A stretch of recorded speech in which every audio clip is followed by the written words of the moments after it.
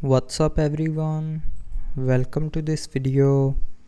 In this video I will show you how to fix if your Redmi 13 keeps restarting.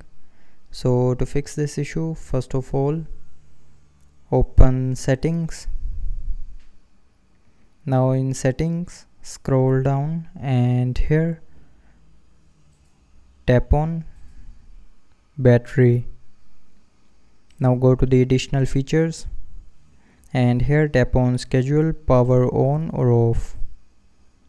Now from here turn off power on time and power off time buttons and then tap on this icon on the top right corner to save changes.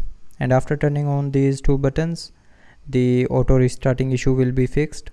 But if you're still facing the issue, then try updating the phone's software. So to do that, open settings, tap on about phone and here tap on the software version, and from here it will automatically check for available updates. So if you have any update available, then update your phone to the latest version, and after updating, the restarting issue will be fixed.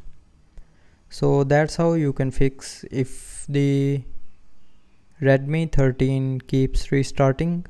So I hope you liked the video. Thanks for watching.